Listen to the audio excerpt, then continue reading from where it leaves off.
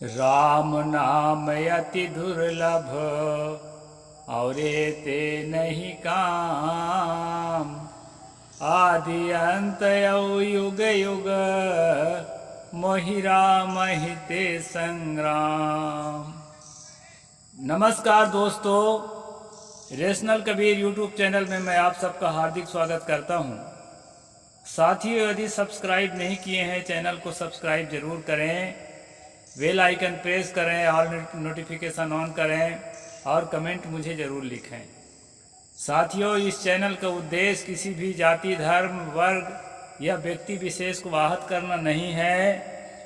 इस चैनल का उद्देश्य है देश में तर्कशीलता को, वैज्ञानिक सोच को विकसित करना और देश के विकास में अपनी सहभागिता सुनिश्चित करना। तो दोस्तों, अभी मैं एक साखी सतगुरु कबीर साहब का बोला है, उसका जो है अर्थ कर देता हूँ संक्षेप में, फिर आगे की ओर चलते हैं। सतगुरु ने कहा, राम नाम अति दुर्लभ और ते नहीं काम। आदि अंत और युग मोहि राम ही ते संग्राम। इस प्रकार वाणियों को लेकर के दोस्तों कबीर साहब को लोग राम भक्त बनाने के प्रयास करते हैं, वैष्णव बनाने के प्रयास करते हैं और इसी प्रयास में उन्हें रामानंद का शिष्य भी बनाया गया है लोगों द्वारा, लेखकों द्वारा। इस साखी को देखेंगे दोस्तों तो इसमें जो है कहीं राम का समर्थन नहीं नजर आता। पहला लाइन में जो है लोगों का जो विचार है उसको रखें, राम नाम अति दुर्लभ औरों ते नहीं काम। जैसा लोग कहते हैं ना, कबीर साहब के बाद भी लोग कहते थे, जैसे तुलसी गोसाई कहते थे कि ना कलि करम न भगति विवेकू, राम नाम अवलंबन एकू। इस कलिकाल में न तो सत्कर्म करने की जरूरत है, ना अच्छे काम करने की जरूरत है, ना भक्ति करने की जरूरत है, ना विवेक विचार तर्कशीलता की जरूरत है। कलयुग में तो सिर्फ राम का नाम ले लेना वही एक अवलंबन है, उसी से जीवन का कल्याण हो जाएगा। ऐसा जो है लोक धारणा है। इस लोक धारणा को कबीर साहेब उस साखी के पहला लाइन में रखें, राम नाम अति दुर्लभ औरों ते नहीं काम। ध्यान देना, इसका उत्तर दूसरे लाइन में आपको मिल जाएगा। आदि अंत और युग युग मोहि राम ही ते संग्राम। सतगुरु कहते हैं इसी धारणा से मेरा संग्राम है, मेरा युद्ध है। अब समझ लीजिए आप।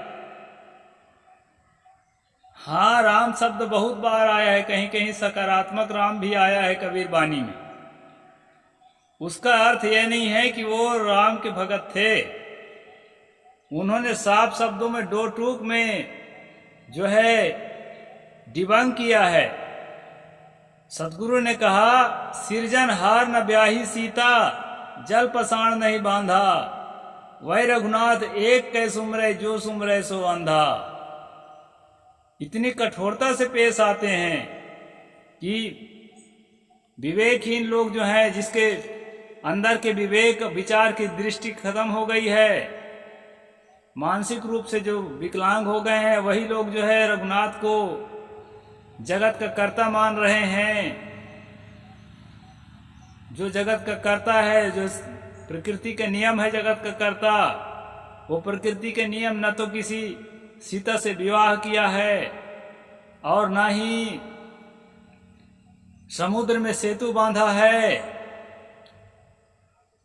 सतगुरु कहते हैं कि उसको जगत का कर्ता मानकर जो पागल हुए हैं तो जो है मानसिक विकलांग है। इस प्रकार दोस्तों साफ शब्दों में उन्होंने कटाक्ष किया। अब इस साखी में जो मैंने कहा है, इसमें जो रामहित संग्राम का है, आदि अंत और युग युग, मतलब जब से इस कहानी की शुरुआत की गई है और जब तक ये कहानी अंत नहीं होगी तब तक मैं और मेरे जैसे लोग इसके खिलाफ संग्राम करते रहेंगे, क्योंकि ये कहानी भ्रामक है। और दूसरी बात दोस्तों, मानवता के अनुरूप भी नहीं है राम की कथा। गर्भवती पत्नी को घर से निकालकर जंगल में छोड़वा देना, ये कौन सी इंसानियत कही जा सकती है। युद्ध नीति के खिलाफ पेड़ के ओट में छुपकर बाली को मारना, यह कौन सी इंसानियत कही जा सकती है। केवल जाति से, आदिवासी या हरिजन होने से, या क्या नाम के पिछड़ा वर्ग होने से संभूक की हत्या कर देना, यह कौन सी इंसानियत के निशानी है। बहुत सारी ऐसी चीजें हैं, कबंध को मार गिराना, उसको जो है जाति पाति को शिक्षा देना, बहुत सी ऐसी बातें हैं जो मनुष्यता के अनुरूप नहीं है। राम जहाँ कह रहे हैं पूज्य विप्रशील गुणहीना शूद्र न गुणगन ज्ञान पर बीना, ये राम के वाणी है, अरण्य कांड में लिखा है। दोस्तों बहुत ऐसी चीजें हैं।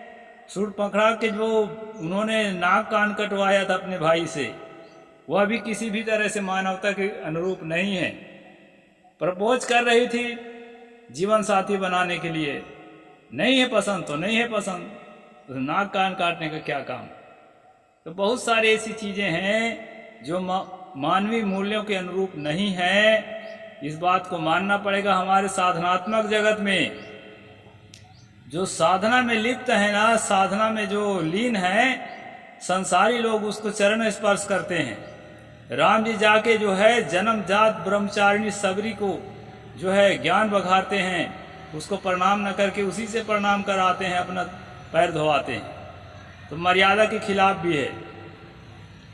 मैं उसका डिबंग नहीं कर रहा हूं, लेकिन जो ये कहते हैं कि कबीर साहब राम के भगत थे, उनके लिए मैं उदाहरण देता हूं।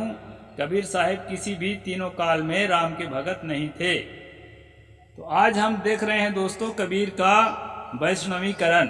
कल हम देख रहे थे कबीर का ब्राह्मणीकरण, आज देख रहे हैं वैष्णवीकरण। किस तरह कबीर साहब को लोगों ने वैष्णव बनाने का कोशिश किया है अपने कलम कसाईयत के द्वारा, इसको हम देखेंगे। सतगुरु कबीर मध्य काल के ज्वाज्वल्यमान नक्षत्र थे, उसमें अद्भुत प्रतिभा थी। उनकी निष्पक्षता, निर्भयता और दो टूक शब्दों में कहने की शैली अनूठी थी। वे मानवता के उन्नायक थे, दलितों शोषितों के मसीहा थे, क्रांति दृष्टा थे, ओजस्वी वक्ता थे, आंसू कवि आदि बहुमुखी प्रतिभा के धनी थे। उस समय लगता था कि पूरा भारत कबीरमय हो गया। पूरे भारत में प्रभाव था, उत्तर से दक्षिण तक। यहाँ तक जो है दोस्तों, ये मैं कबीर और रामानंद किताब के आधार पर बोल रहा हूँ, जो भी बोल रहा हूँ, तो ये बहुत ही शोधपूर्ण किताब है। उस समय जो है पूरा भारत कबीरमय हो गया था, क्योंकि जहाँ तुलसी ने ये कहा है ना, मैं कई बार आपको सूचित कर चुका हूँ कि वर्ण धर्म नहीं आश्रमचारी, श्रुति विरोधरत सब नर नारी। भारत के सब नर नारी, हालांकि सब नहीं रहे, कुछ तुलसी दुबे की भी कुछ समर्थक रहे होंगे, लेकिन वो तो कहते हैं कि पूरा भारत जो है ना श्रुतियों के विरोध में उतर गया है। न वर्ण आश्रम को मान रहे हैं, न धर्म को मान रहे हैं, हमारे तथाकथित धर्म को। तो इससे पता चलता है कि कबीर साहब का व्यापक प्रभाव पूरे देश में बहुत ज्यादा पड़ा था दोस्तों। तो उसी को यहाँ लेखक लिखते हैं कि लगता था पूरा भारत कबीरमय हो गया। पूज्यवर गुरुदेव श्री अभिलाष साहेब के शब्दों में कहें तो निर्गुणी केवल नहीं, वैष्णव विरागी सब तुम्हारे ज्ञान धन के दाय भागी। जितने पंथ संप्रदाय उस समय हिंदू धर्म के चलते थे, सभी पंथ संप्रदाय के लोगों ने कबीर साहब के वाणियों को अपने प्रवचनों में प्रयोग किया, उनकी प्रशंसाएं की, और कोई जो है जो कट्टरवादी था उसने भी निंदा भी की। तो इस प्रकार जो है कबीर साहब उस समय छा गए थे दोस्तों। सभी कबीर के रंग में रंगे थे, जिधर देखो उधर निर्गुण पदों के साखियों की धूम मची थी। लोग झूम झूम कर कबीर के साखी शब्द गा रहे थे। उस समय के कई वैष्णव संत कबीर साहब के शिष्य बन गए थे, और कई ऐसे भी थे जो ऊपर से वैष्णव थे किंतु भीतर से कबीर के निर्गुणी विचार जोर मार रहा था। कई लोग जो है कन्वर्ट तो नहीं हुए थे कबीर में, लेकिन जो है दिल से समर्पित थे। इतना बड़ा प्रभाव। ऐसे समय में रामानंद इस परंपरा में अनंत दास जी हुए हैं। वे कबीर के व्यक्तित्व से अत्यंत प्रभावित थे। उन्होंने कबीर की जीवनी कबीर परिचयी एक किताब लिखी है। अनंत दास ने कबीर परिचयी नाम की किताब। उक्त परिचयी में उन्होंने कबीर साहब को वैष्णव भगत के रूप में चित्रित किया है। यानी उनके जो है आचरण से, उनके मूवमेंट से प्रभावित तो थे, लेकिन ये जो है उनको स्वतंत्र रूप देने के लिए उनका दिल राजी नहीं था, तो अपने वैष्णव में घोलने के लिए वैष्णव भगत के रूप में चित्रित किया। उनके अनुसार कबीर भगवान के परम भगत थे। रामानंद ने उन्हें राम नाम का महामंत्र देकर अपना शिष्य बनाया था। ये जो है अनंत दास जो है कबीर परिचय लिखने वाला लिख रहा है। कबीर की भक्ति से भगवान भी प्रभावित हुए बिना नहीं रह सके। उन्होंने केशव बंजारा का रूप धारण कर बैलों पर अनाज लाद कर कबीर के घर में अनाज की ढेरी लगा दी।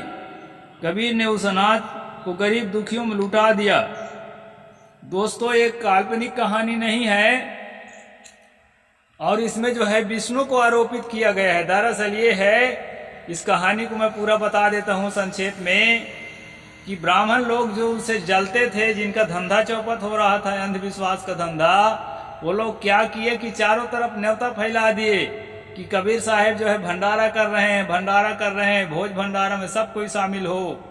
और कबीर साहब के पास संपत्ति नहीं थी। तो ये जब पता चला केशव बंजारा को, केशव बंजारा जो है एक बंजारा जाति के, जो आजकल नायक जाति लिखते हैं अपने को, उनमें से था, व्यापारी था और अच्छा संपन्न आदमी था और कबीर साहब का जो है अनुयायी भी था। उसको पता चला कि ये जो है भंडारा का न्योता कैसे आ रहा है, भाई हो ना हो कोई साजिश हो। कबीर साहब का जब मैं खास अनुयायी हूँ तो मुझे तो खबर दिए नहीं है और चारों तरफ न्योता फैल रहा है। तो इस हालात को देखते हुए केशव बंजारा ने वहाँ बहुत सारा अन्न लाया और अपने अन्य साथियों को भी प्रेरित किया।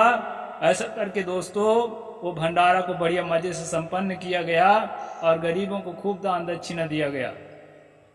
तो ये जो है ना, उनके जो षड्यंत्र था ब्राह्मणों का, उसको फेल कर दिया गया। कथा ये है।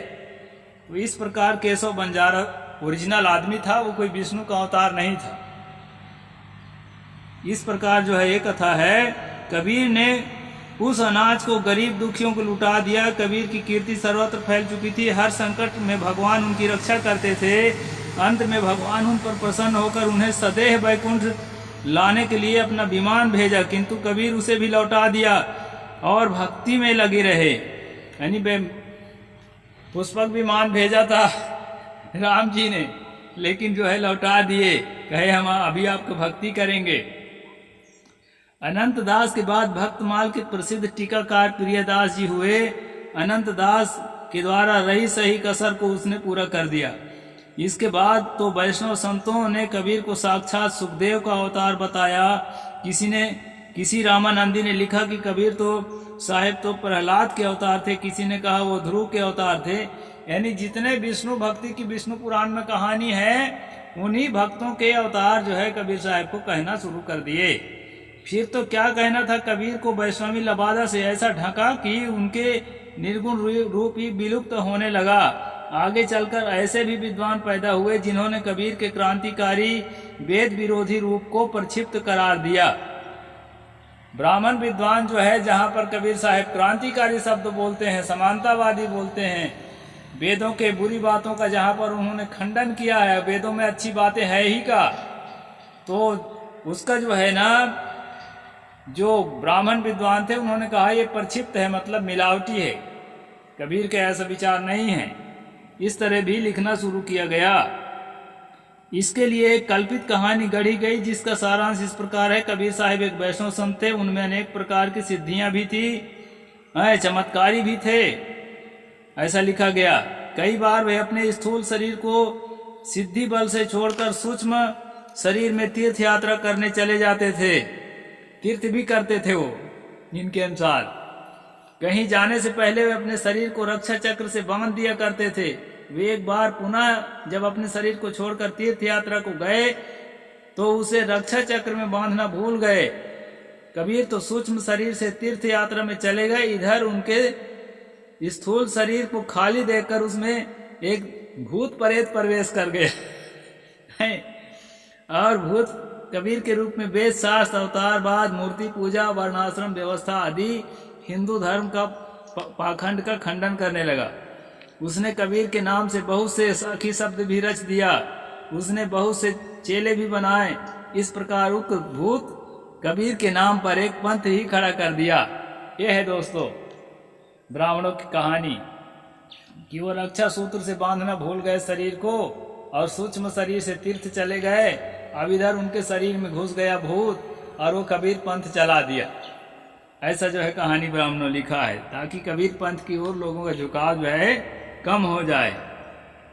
हाँ, कबीर को देखते ही भूत उनका शरीर छोड़कर भाग खड़ा हुआ। जब कबीर लौट के आए तो भूत भागने लगा, परंतु उक्त भूत ने कबीर के नाम पर एक पंथ खड़ा कर रखा था।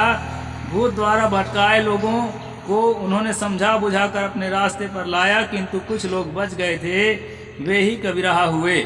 वे ही भूतपंथी दानवपंथी कहलाए और कबीर के नाम पर उल्टा सीधा उपदेश दिया करते हैं। वेद शास्त्रों की निंदा, मूर्ति पूजा, अवतारवाद तथा तीर्थ व्रत की निंदा किया करते हैं। असली कबीर साहब तो भगवान के परम भक्त थे और गुरु रामानंद स्वामी के शिष्य थे। वे तो परम वैष्णव थे। इस प्रकार से दोस्तों ये भ्रम जो है फैलाया गया है। इसको ये किताबों का पूरा जो है इसमें रेफरेंस दिए हैं साहेब जी। वैष्णव लोग कबीर से बहुत प्रभावित थे। उन्होंने सोचा तो कबीर जी स्वामी रामानंद के शिष्य बताने से स्वामी जी के व्यक्तित्व में 4 चांद लग जाएगा। कबीर साहब की प्रसिद्धि इतनी थी, रामानंद को कोई पूछता नहीं था। इसलिए जो है उनका शिष्य बता करके अपने गुरु को भी और जनता के बीच जो है फेमस करने में लगे हुए थे। ये है कारण। लोग मानेंगे कबीर जैसे महाज्ञानी संत जिसके शिष्य हुए थे वे आचार्य स्वामी रामानंद कितने उदार थे, महान थे। इस प्रकार वैष्णव लोग कबीर को उनके शिष्य बताकर बहुत खुश हुए होंगे कि हमने अच्छा काम किया है। जबकि कबीर की वाणियों को पढ़ें और कबीरपंथी संतों के विचारों को जाने समझे तब उनका माथा ठनका। अरे यह क्या, यह तो बड़ा उल्टा हो गया। कबीर तो न वर्णाश्रम व्यवस्था को मानते हैं और न हमारे परम आराध्य अयोध्याधीश भगवान श्री राम को ही मानते हैं, और भगवान श्री राम को ही अपना आराध्य नहीं मानते। तब भला जगत जननी माँ सीता जी और पवन कुमार हनुमान जी को क्या मानेंगे। ये तो उल्टा हमारे तीर्थ व्रत, देवी देवता, मूर्ति पूजा आदि सबका खंडन करते हैं। अब इनसे अपना पिंड कैसे छुड़ाया जाए। तब इन लोगों ने सोच विचार कर उपर्युक्त कहानी गढ़ी और कहा कि कबीर साहेब परम वैष्णव थे, वे परम भगवान भक्त थे, किंतु कबीराहा कबीरपंथी लोग भूतपंथी दानवपंथी हैं। भूत ने ही कबीर के शरीर में प्रवेश कर उनके नाम पर उल्टा सीधा पंथ खड़ा कर दिया, अतः वे भूतपंथी और उनके विचार त्याज्य हैं। हम ऊपर देख आए हैं कि किस प्रकार कबीर का वैष्णवीकरण किया गया है। सत्य और तथ्य यही है कि कबीर साहेब वैष्णव नहीं थे, वे निर्गुणी संत थे। उस समय सामाजिक परिवेश उनकी अनुमति नहीं देती थी कि एक जुलाहा मंदिर में प्रवेश करे, मूर्ति पूजा या वैष्णवी दीक्षा प्राप्त कर सके। अतः कबीर साहब का वैष्णवीकरण करना कतई उचित नहीं है। कबीर एक निर्गुणी संत थे, उनका स्वामी रामानंद से कोई संबंध नहीं था। इस प्रकार दोस्तों किस तरह षड्यंत्र किया गया है मैं आज आपको एक्सपोज करके बता रहा हूँ। ये कबीर और रामानंद किताब है और इसमें सारे जो है उदाहरण लिए गए हैं, जहाँ जहाँ से उसका पूरा पृष्ठ नंबर सहित पूरा जो है हर किताबों का नाम दिया हुआ है। आपको भ्रम में पढ़ने की जरूरत नहीं है। कबीर साहेब एक रैशनल संत थे, तर्कशील संत थे और उन्होंने कभी भी किसी प्रकार देवी देवता, भूत भवानी, जंत्र मंत्र, पत्रा, पंचांग, टोना टामर, तीरथ मूरत, जात पात, वेद पुराण, ये जितने मूर्खतापूर्ण चीजें हैं इसको उन्होंने जीवन भर खंडन किया है। दोस्तों उन्होंने कभी भी स्वीकार नहीं किया है और किसी भी कीमत पर रामानंद से उनका कोई संबंध नहीं था। इस किताब से ये बात सिद्ध होती है। तो आज यहीं तक। साहिब बंदगी। जय जोहार, जय भीम, जय भारत।